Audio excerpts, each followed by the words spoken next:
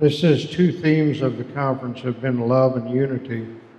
On the one hand, I've heard about how we should be able and desire to love all true Christians. On the other, I've heard the comment here, quote, maybe 10% of Arminians are truly saved, unquote. Question, is that love? Is the Reformed application of the teachings on love and unity limited to the Reformed family? Can you discuss love and unity between Arminians and Calvinists in light of the doctrinal differences, either being unto salvation or not unto salvation? What I would say here, this statement of maybe 10% of Arminians are truly saved, it's very likely you could say the same thing about Calvinists. The reason that this kind of statement is made is because we live in a day when the vast majority of professing evangelicals are Arminian. And there was a day right here in New England when the vast majority of professing evangelicals were Calvinists. And they were just as dead and just as lost as a vast number of professing Arminians, professing Christians in our day. It doesn't have anything to do with that. A person can be completely doctrinally sound and be lost. He can love doctrine. A lot of men, a lot of pastors have loved to argue the points of Calvinism and so on that are completely lost.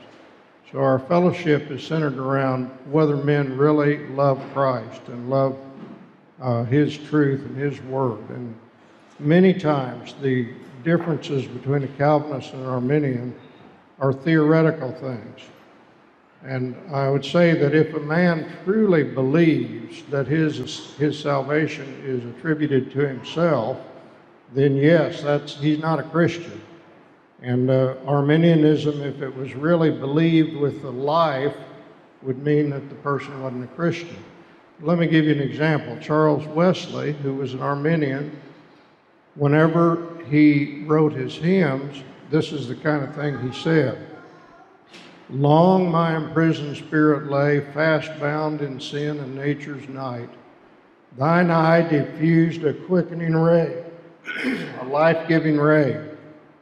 I woke, the dungeon flamed with light. My chains fell off, my heart was free.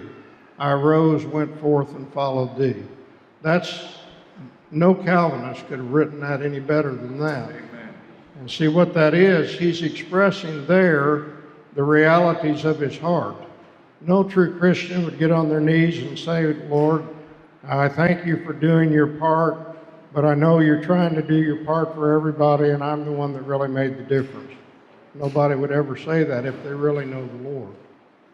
And so I think Charles Hodge said it like this. He said, we look at the hymns and the prayers of people to see where their hearts really are.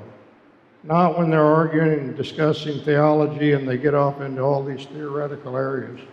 Look at what they're saying in their prayers.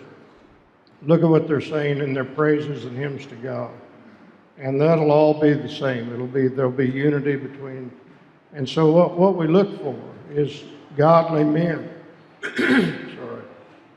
I remember a time years ago when I was around a group of guys who were all solid in doctrine and as cold as they could be.